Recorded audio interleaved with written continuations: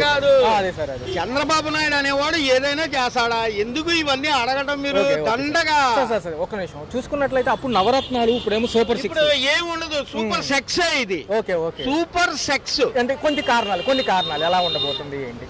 అంతకంటే ఏం ఉండదు. ఏమి చేయడు వాడు. ఎంతసేపు ఆ దిక్కుమాల అమరావతి ఒక్కటే డెవలప్ చేస్తానంటాడు. అది కూడా ఎందుకు పనికిరాని సర్వనాశనమే. అంటే సంపద సృష్టిస్తామని చెప్పి సంపద. అవును, ఇప్పుడు వాళ్ళ కార్యకర్తలందరికీ లిక్కర్లన్నీ ఒక్కొక్కడికి 5 వేసి 10 వేసి 20 వేసి ఆడదానికి కూడా 5 ఇచ్చినటువంటి వ్యక్తి సంపద వాళ్ళకి సృష్టించాడు. పేద ప్రజలకి రూపాయికి ఇవ్వడు. సార్ ఈ రోజు నుంచి ఆ పాలసీ అమల్లోకి వచ్చింది. ఊరికినే పేపర్ మీద ఉంటాయి అన్ని అమలు జరుపుతామని చెప్పి ఏమీ ఉండదు. సార్ ఈసారి తాగే వాళ్ళు పెరుగుతారంటారు? బ్రహ్మాండంగా పెరుగుతారు. ఆడాలు కొట్టేవాళ్ళు పెరుగుతారు. సార్ మరి చూసుకుంటే పాపం ఇదివరకునైతే వాళ్ళు చక్కగా ఉండేవాళ్ళు ఆడవాళ్ళు. వాళ్ళకి డబ్బులన్నీ చక్కగా వచ్చి వాళ్ళ పేరు మీద వేసాడు జగన్. వీడొచ్చి అందరికి మీకే ఇస్తానంటున్నాడు. మొత్తం సర్వనాశనమే. సార్ వాలంటీర్ పరిస్థితి ఏమైందంటే వాలంటీర్లు అనవసరంగా సర్వనాశనం చేసి దేశాన్ని భ్రష్టు పట్టించాడు. సార్ పాపం వాళ్ళ పరిస్థితి ఏమంటారు? బస్ స్టాండే 10,000 తీసుకుంటామంటున్నారు కదా, 10,000 ఇచ్చి తీసుకుంటామంటున్నారు, నిజమేనా? అది ఉట్టి మాట. ఆ రెండో బఫూన్ గాడు ఒకడు ఉన్నాడు, వాడు చెప్పే మాటలు కూడా అంటే ఆయన పల్లె వారోత్సవాలు ఇవన్నీ ఉత్సవాలే. అంటే డెవలప్మెంట్ కోసం గ్రామాల్లో పల్లె పండుగలు అని చెప్పి జరుగుతున్నారు. అన్ని ఉట్టి మాటలు, సొల్లు మాటలు. 2 దిక్కుమాల పేపర్లు, 6 దిక్కుమాల ఛానల్స్ ఉన్నాయి. ఆ దద్దుల కోసం పెట్టింది. అంతకు మించి ఏమీ ఉండదు. అసలు ఇప్పుడున్న ఆర్టీసీ బస్సులే ఇగో ఈ సెంటర్ లో బ్రేక్ కొడితే వెళ్ళి బస్ స్టాండ్ లో ఆగుతున్నాయి. ఇటువంటి పరిస్థితుల్లో ఉచితంగా ఇచ్చేది ఏంటి నా బొంగు? సార్ మొన్న హిందూపూర్ లో మహిళలపై అగాత్యం జరిగింది. బాలకృష్ణ గారు స్పందించలేదు అంటున్నారు. ఇంకా దాని అవును, వాడికేం తెలుసు? వాడే అమ్మాయిలు పిచ్చికాడు. వాడు స్పందించేది ఉంది. సార్ ఉమ్మడి కూటమిలో లాస్ట్ వరకు కూటమిలో కలిసి ఉంటాయా విడిపోతాయి అంటారు ఈ 5 ఏళ్లలో? ఏంటంటే గలగోప గంప అలా కొట్టుకుంటూనే ఉంటారు, అలా కలిసినే ఉంటారు. రెండో రోజు మళ్ళీ వచ్చి కలుస్తారు. ఇవన్నీ మామూలే. సార్ చూసుకుంటే మోడీ గ్రాఫ్ తగ్గుతుంది మిగతా రాష్ట్రాల్లో కూడా అంటున్నారు ఈసారి. అవును, ఇలాంటి కేడీ పనులు చేస్తే మోడీ గారి గ్రాఫ్ ఎందుకు తగ్గదు? వాడు చేసింది ఏముంది దేశానికి? అరిష్టం మోడీ. మోడీ అనేవాడు ఈ దేశానికి పట్టిన అరిష్టం. Right sir, thank you sir, thank you. బయట తినాలంటే ఎక్కడ తింటా అన్ని 50,000 100 ఏమి లేదు. అదే అది అన్నారు ఇది అన్నారు, ఏమి లేదు. దాంతో ఎంత ఇబ్బంది అవుతుంది తెలుసు అసలు. సార్ చూసుకున్నట్లయితే ఒక్కొక్క నిత్యావసర ధరలు పెరిగాయి. అన్ని మొత్తం నూనె కానీ అన్ని పెరిగినాయి. ఇంకా మరి అన్ని చేయాలంటే మీరు పని చేసేవాడు ఎట్లాగా? చూస్తే ఒక పనులు లేవు, ఇసుక కూడా దొరకట్లేదు. ఇసుక కూడా మొత్తం అయిపోయింది. అంత ముందే బాగుండేది మాకు ఇసుక, మొత్తం బ్లాక్ చేస్తారు. సార్ అప్పుడేమో నవరత్నాలు చూసారు, ఇప్పుడే సూపర్ 6 ఎలా ఉండదు? ఇంతవరకు ఇవ్వలేదుగా. ఇవ్వలేదు సార్. అదే ఎలా అనిపిస్తుంది? అమలు అయితే ఖజానాకి లోటు అవుతుంది. పింఛను ఇది వచ్చేది, అమ్మఒడి లేదు, ఏమి లేదు. మా మిస్సెస్ కి డబ్బులు వచ్చాయి వల్ల. మరి ఇంకేం చేస్తాం? చేసాం. పైన భగవంతుడు. అప్పుడేమో జగన్మోహన్ రెడ్డి గారు, ఇప్పుడు చంద్రబాబు గారు, ఉప ముఖ్యమంత్రిగా పవన్ కళ్యాణ్ గారు, ఎలా అనిపిస్తుంది? ఆయన అసలు ఏం పట్టించుకున్నాడు పవన్ కళ్యాణ్ గారు? వడ్డీ తిరగడం తప్ప అరే ఏముందని. ఇప్పుడు రేపు డెవలప్ అవ్వాలంటే అయినా ఇలాంటి తిరగాలి. కుర్రోడు యాక్టివ్గా ఉన్నాడు, పెద్ద వయసు అయిపోయింది. వాళ్ళకి ఆయన తిరిగితేనే బాగుంటుంది. సార్ మీరు ఏమేమి గమనించారు? అన్ని పరిపాలన ఏం బాగాలేదు, చెత్తలాగా ఉంది. పథకాలు అయితే అందిన సెక్షన్ లేదంటున్నారు ప్రజలు కూడా, మీరేమంటారు? ఏం పథకాలు ఇస్తున్నారు? అది సూపర్ 6 అన్నారు, ఏం ఇచ్చారు? ఏమి ఇవ్వాలి. జగన్ గారు కూడా స్థానిక నేతలతో మీటింగ్ లో ఇదే అంటున్నారు. జగన్ తిట్టడానికి సభలు పెడుతున్నారు కానీ అసలు ఏం జరుగుతుంది? సంక్షేమం ఏం చేస్తున్నారు? లెగితే పొద్దుగోగులు జగన్ తిడుతున్నారు కానీ వాళ్ళు లేచిన కానించి జగన్ మీదే కానీ సంక్షేమం మీద ఏం చూపిస్తున్నారు? ఏం పెట్టట్లేదు. ఆనాడు సభల్లో ఈ సంవత్సర పరిపాలన గురించి చెప్పండి కానీ జగన్ గురించి తిడితే హీరోయిజం కాదండి. పారదర్శకంగా ఒకవేళ గడపకి వెళ్ళి అడగండి మీరే, అక్కడ ఏం జరుగుతుందో చెప్తారంటారు. అవును, అది వాస్తవం. గడపకి వెళ్తే చెప్పులు చీపిరి కట్టలు పట్టుకొని పడతారు. వెళ్ళే ధైర్యం వాళ్ళు చేయరు. దీనికి సభకి పనికి జనాలు పనికొచ్చేయి అమ్మఒడి పెడితే ఉపయోగం, కానీ పనికిరాని సభలు పెడితే ఏం ఉపయోగం? నియోజకవర్గాల్లో ఈ పథకాల గురించి అడుగుతుంటే అరెస్టులు చేస్తున్నారు. ఈ అక్రమ అరెస్టులు దేనికండి అంటున్నారు? దేనికి మరి జగన్ గురించి లెగిస్తే వాళ్ళకి జగన్ గురించి తప్ప సంక్షేమం మీద ఏం పెడుతున్నారు? ఏం అభివృద్ధి ఏం తెచ్చారు? చేసినవన్నీ జగన్ చేశాడు, మేము చేసామని వీళ్ళు చెప్పుకుంటున్నారు. వందనం లేదు, మహిళలకు ఉచిత బస్సు ప్రయాణం అన్నారు. ఇటు చూస్తేనే రేషన్ డిపోలకు కూడా రేపటి నుంచి జూన్ 1 నుంచి అక్కడే తీసుకోవాలంట, బండ్లు రావంటున్నారు. అన్నీ తీసేస్తున్నారండి, జగన్ పెట్టినవి అన్నీ తీసేస్తున్నారు.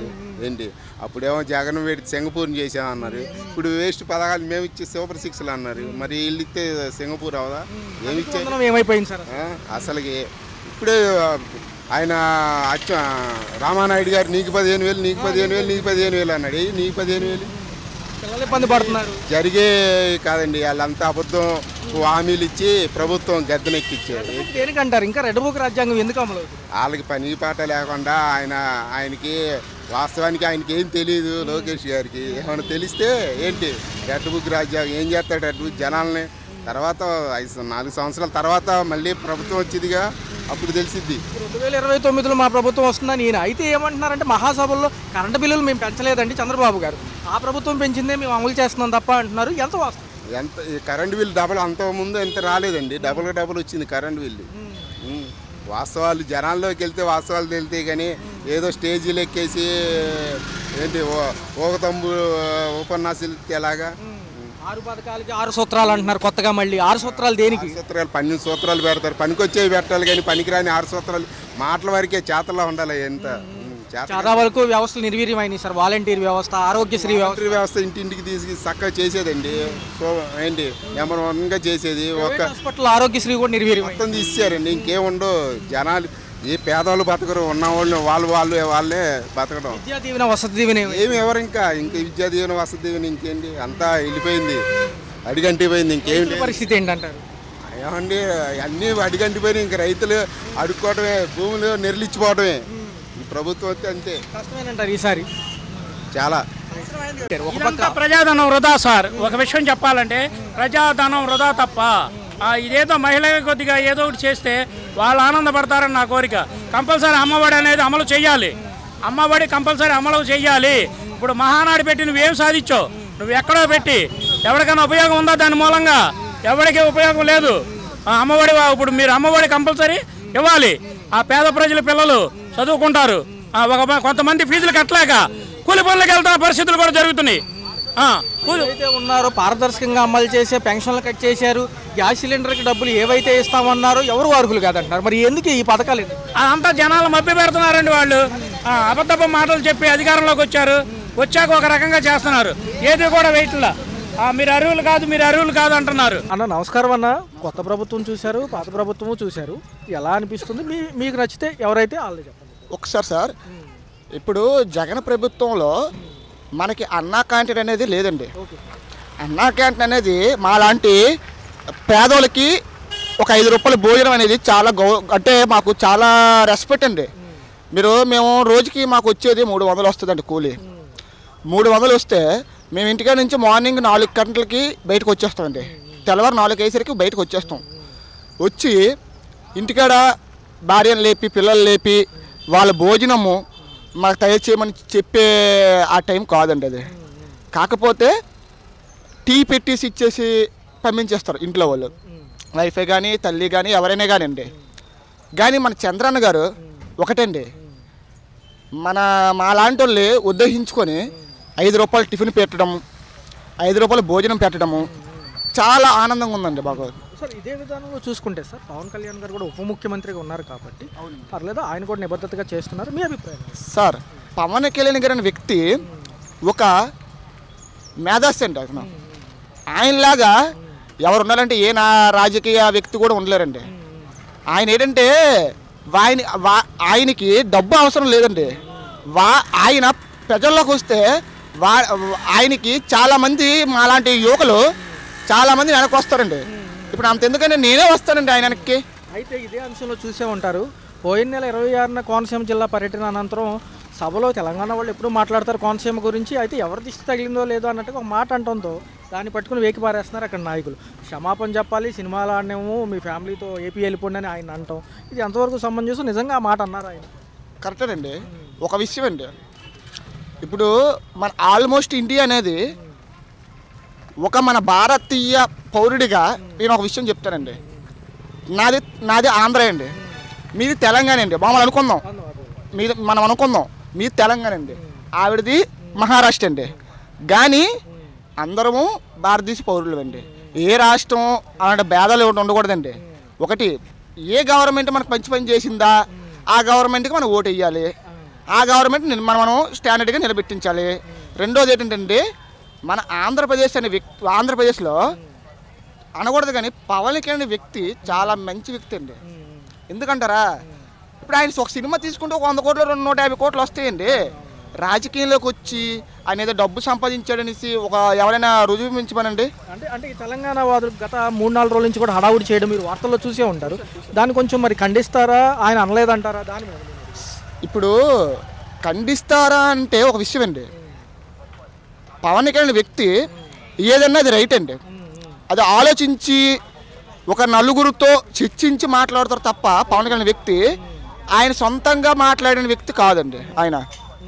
ఇంకోటి ఏంటంటే పవన్ కళ్యాణ్ వ్యక్తి ఒక అంటే మీతో చెప్పకూడదండి, మాలాంటి ఒక గాడ్ అండి, దేవుడితో సమానం అండి. వాళ్ళు ఏమంటున్నారంటే ముక్కు నేలకు రాసి క్షమాపణలు చెబితే మేము రాణిస్తాము, మీ సినిమాలు తెలంగాణలో ఆడినాము అంటున్నారు. కాకపోతే ఈయన చెప్పిన మాటలు అలా వక్రీకరిస్తున్నారని వీళ్ళు అంటున్నారు. ఒక నివేదిక ఇవ్వడం జరిగింది. మరి ఏమంటారు వాళ్ళ అవగాహన లోపమేనంటారు? లేదు సార్, ఇప్పుడు వాళ్ళు ఆలోచించింది ఒకలా ఉంటుంది, మనం ఆలోచించింది ఒకలా ఉంటుంది సార్. ఇప్పుడు నేను ఆలోచించింది ఎలా ఉంటుంది, నాకు అక్కడ ఒక 10 కోట్లు దొరికితే నేను ఒక కోటీశ్వరుని అయిపోతాను కదా అని నాకు ఉంటుంది. వేరే వ్యక్తికి ఎలా ఉంటుంది, నాకు ఒక 10 రూపాయలు దొరికితే నాకు కడుపు నిండుతుంది కదా అనేసి ఒక వ్యక్తి ఉంటాడండి. అందరు బాధలు మనం అంటే దాన్ని ఏంటంటారు, అందరి బాధలు మనం చూసుకొని వెళ్తే అది వ్యక్తితనం అండి. అయితే ఇప్పుడు వాదనల ప్రకారం చూస్తే పవన్ కళ్యాణ్ గారు అనలేదు అనేది వాస్తవం అంటారా, లేకపోతే వాళ్ళు చెప్పేది నిజం అంటారా?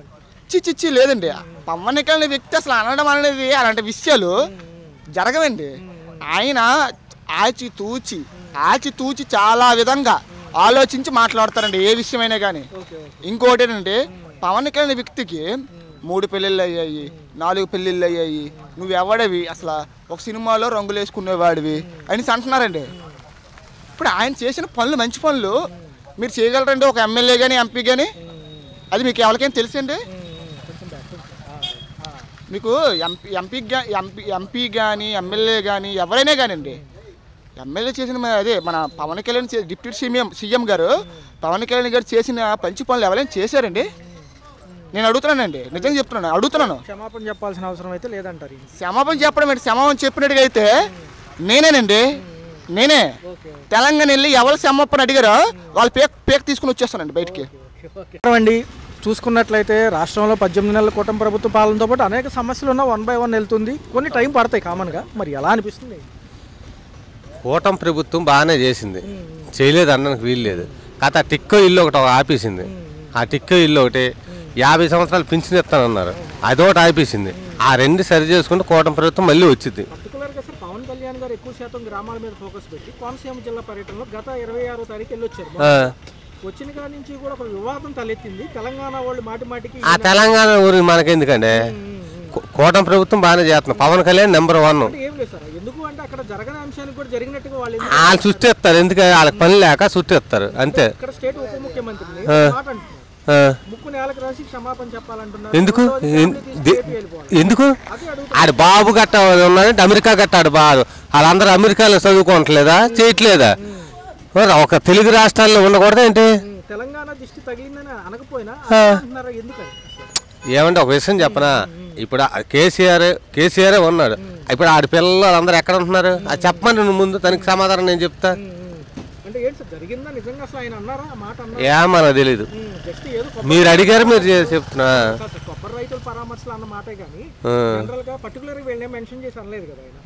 ఏమంటే ఒక విషయం చెప్పనా, రాజకీయ నాయకులు ఏంటంటే ఈడి మీద ఆడు మీద ఈడు పెట్టుకుంటారు, కానీ ప్రజలకు మేలు చేయమని చెప్పండి అది చాలు.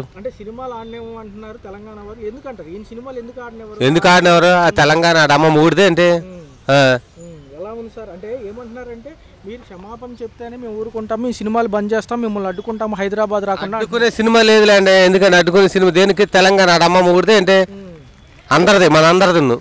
కోనసీమ కొబ్బరి చెట్లకి తెలంగాణ వాళ్ళ దిష్టి తగిలింది అనే మాట నేను అనలేదంటారు. ఎవరు?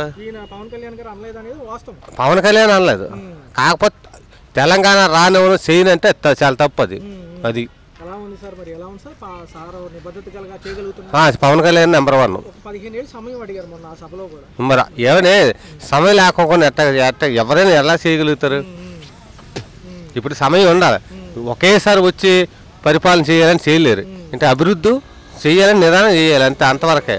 సంక్షేమంలో 6 పథకాల్లో పెన్షన్ ఇంటికి వచ్చిన విధానం బాగానే ఉంది. డిపోలో మళ్ళీ రేషన్ ఇస్తున్నారు.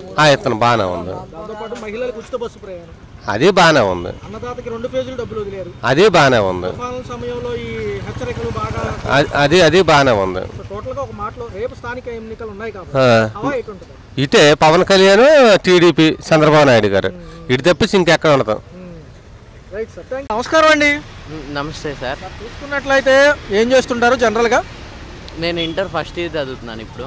ఎలా ఉంది స్టేట్లో? ఎప్పటి నుంచో వార్తల్లో చూసినా, ఇటు న్యూస్ ఛానల్స్లో చూసినా, యూట్యూబ్లో చూసినా, ఎక్కడ చూసినా ఒకటే ఉంటుంది, అమరావతి అమరావతి అమరావతి. మన ఏపీ రాష్ట్రానికి సంబంధించి ఎలా అనిపిస్తుంది నిజంగా? ఇక్కడ కనుక ఐటీ సెక్టర్ వచ్చి ఫస్ట్ ఇండస్ట్రియల్ సెక్టర్తో పాటు అమరావతి డెవలప్ అయితే ఎలా ఉంటుంది? అమరావతి డెవలప్ అయితే బాగానే ఉండిద్ది. ఐటీ కంపెనీ కనుక వస్తే ఇక్కడ ఉన్నోళ్ళు హైదరాబాదు, బెంగళూరు అలా వెళ్ళే పని లేదు. అక్కడికి వెళ్ళి ఎక్కువ రూమ్ రెంట్ అని చెప్పేసి వాళ్ళకి ఏం మిగలలేదు. ఇక్కడ కనుకుంటే తక్కువలో అయిపోద్ది, ప్లస్ వాళ్ళకు కూడా డబ్బులు మిగులుతాయి కొంచెం. అప్పుడు ఇంకా బాగుండిద్ది. ప్రభుత్వం వచ్చిన తర్వాత ఒక పక్క చంద్రబాబు నాయుడు గారితో పాటు ఇటు పక్క పవన్ కళ్యాణ్ గారు ఉన్నారు కాబట్టి ఆయన రాష్ట్ర ముఖ్యమంత్రి, ఈయన ఉప ముఖ్యమంత్రి మనకి. సో డిప్యూటీ సీఎం గారు పనితీరులు ఎలా ఉన్నాయి? మొన్న 26వ తారీఖు పోయిన నెల కోనసీమ వెళ్ళారు, అక్కడ కూడా పరామర్శించారు, రైతులకు అండగా ఉంటానన్నారు. ఎలా అనిపిస్తుంది? అంటే ఎక్కువ శాతం విలేజ్ల మీద ఫోకస్ చేస్తున్నారు ఆయనకున్న పదవి ప్రకారం, ఏమంటారు? అంతా బాగానే ఉంది, మంచిగానే చేస్తున్నారు. డిప్యూటీ సీఎం గారు కూడా, చంద్రబాబు నాయుడు గారు కూడా మంచిగానే చేస్తున్నారు. అంటే ఈ సంక్షేమ పథకాల్లో గతంలో 9 పథకాలు ఉండేవి జగన్మోహన్ రెడ్డి గారి హయాంలో, ఇప్పుడేమో 6 పథకాలు. పర్లేదా? ఉచితాలు అందరికీ ఇస్తే మళ్ళీ అవి మన మీద ట్యాక్సుల రూపంలో పడతాయి అంటారా? పర్లేదు, ఆయన అంతా మంచిగానే చేస్తున్నారు, అంతా మంచిగానే ఉంది. అయితే మొన్న పవన్ కళ్యాణ్ గారు నేను ఇందాక చెప్పినట్టుగా సభలో మొన్న 26న రైతులను పరామర్శించారు, కొబ్బరి పంట వేసేవాళ్ళని. కొంచెం దానికి ఏదో తెగులు రావడంతో ఓన్లీ మొండేలు ఉంటున్నాయి, పైన తలకాయలు లేవు. ఇన్ ద సెన్స్ ఏంటంటే కొబ్బరి చెట్లకి ఆయన ఏమన్నారంటే చిన్న మాట ఒక సభలో మాట్లాడుతూ, పాపం కోనసీమ అంటేనే మనకి కొంచెం ఒక పాజిటివ్నెస్ ఉంటుంది, సో ఇక్కడ పంటలు అంత బాగా పండుతాయి కాబట్టి తెలంగాణ వాళ్ళు కూడా అనేక సార్లు దీని గురించి మాట్లాడుతూ ఉంటారు, సో ఎవరు దిష్టి తగిలిందో ఏంటో అని ఒక మాట అన్నారు సింపుల్గా. అది పట్టుకుని 3 రోజుల నుంచి ఏకేస్తున్నారు ఆయన్ని. పాపం నిజంగా ఆయన అన్నారంటారు జనరల్గా? నాకు అంత ఐడియా లేదు, నేను అంతకు చూడలేదు. అంటే ఆయన ఉద్దేశం ప్రకారం అది ఉండొచ్చు, అంటే ఆయన ఒక నిబద్ధత గల వ్యక్తిగా చెప్తున్నారు కాబట్టి ఆయన అనే అవకాశం ఉందంటారా? తెలీదు, మ్యాక్సిమం అని ఉండరు అనుకుంటున్నాను. ఇప్పుడు వాళ్ళు ఏమంటున్నారంటే జనరల్గా సారీ చెప్పండి మీడియా ముఖంగా, అప్పుడే తెలంగాణలోకి రండి, మీ సినిమాలు మేము ఆడడంలో, లేదా మీ ఫ్యామిలీతో మీరు ఏపీ వెళ్ళిపోయి ఉండండి అంటున్నారు. ఇది కొంచెం అక్కడ నాయకులు హట్ చేసింది, తెలంగాణలో కాంగ్రెస్ ప్రభుత్వాన్ని కానివ్వండి, బీఆర్ఎస్ కానివ్వండి, అక్కడ నాయకులు అందరినీ ఏమంటారు? ఎందుకలా? అక్కడ కూడా చాలా మంది ఇక్కడ వాళ్ళని ట్రోల్ చేస్తారు కదా, తెలంగాణ వాళ్ళు కూడా. తప్పే ఉంది. ఇప్పుడు ఆయన డౌట్ అది, ఆయన అనుకున్నారు, ఒకవేళ అనుంటే తప్పేం లేదు కదా ఆయన అంటంలో. పవన్ కళ్యాణ్ గారి సినిమాలు ఆడనేమో ముక్కు నేలకు రాసే మీరు తెలంగాణలోకి ఎంటర్ అవ్వండి, ఇలాంటి వ్యాఖ్యలు కొంచెం పాత తరం మాటలాగా ఉంటాయి కదా. ఇప్పుడు తెలంగాణలో ఆయన సినిమా రాకపోతే ఇప్పుడు ఏమైంది? తెలంగాణలో కాకపోతే ఆంధ్రాలో ఆడిద్ది. వేరే ఎన్ని స్టేట్స్ లేవు, చాలా స్టేట్స్ ఉన్నాయి, చాలా స్టేట్స్లో ఆడొచ్చు ఆయన సినిమాలు. అంటే మాట తూలే వ్యక్తి అని అంటారా పవన్ కళ్యాణ్ గారు నిజంగా? లేదు. మీ అభిప్రాయం ప్రకారం ఎలా ఉంది? ఆయన పనితీరులు ఎంతవరకు బాగున్నాయి అంటారు? పర్లా బాగానే ఉన్నాయండి. ఏమంటారు? రోడ్లు కూడా వేస్తున్నారా? పర్లేదు, రోడ్లు వేస్తున్నారు. మీకు నచ్చిన విధానంలో ఇంట్లో ఏమైనా సంక్షేమాలు అందుతున్నాయి? 1వ తారీఖు పెద్దవాళ్ళకి పెన్షన్, రేషన్ డిపోల్లో తీసుకోవడం కానీ? అంటే మా ఇంట్లో పెన్షన్ తీసుకునే వాళ్ళు ఎవరు లేరు. అక్కడ గొల్లపూడి దగ్గర కూడా ఫ్లైఓవర్ స్టార్ట్ చేశారు ఆల్రెడీ, గొల్లపూడి టు గుంటూరు. మళ్ళీ ఖమ్మం యువతలు కూడా ఒకటి రాజమండ్రికి డైరెక్ట్గా వేస్తున్నారు. అది వేయటం వల్ల ఎందుకంటే ఒక 2 అవర్స్లో వెళ్ళిపోవచ్చు. అది అయిపోతే మళ్ళీ విజయవాడ వచ్చి ఇక్కడ నుంచి వెళ్ళాల్సి వచ్చింది. సో డెవలప్మెంట్ అంశాలన్నీ బాగానే జరుగుతున్నాయి అంట. సో మీ అభిప్రాయం ప్రకారం ఒక మాటలో పవన్ కళ్యాణ్ గారు ఈ 4 ఏళ్ళు చేయగల నిబద్ధత గల వ్యక్తి? పవన్ కళ్యాణ్ గారు కానీ, చంద్రబాబు నాయుడు గారు కానీ, లోకేష్ గారు కానీ చేయగలరు. హలో, తెలుగు రాజ్యం ఛానల్ చూస్తున్నారా? సామాజిక, రాజకీయ, జీవన చిత్రణే తెలుగు రాజ్యం. అతిశయోక్తులు, అసత్యాలు ఉండవు. రాజకీయ కోణం కాదు, ప్రజా కోణమే కొలబద్ద. తెలుగు రాజ్యం వీక్షణ మీ ఉత్తమ అభిరుచికి నిదర్శనం.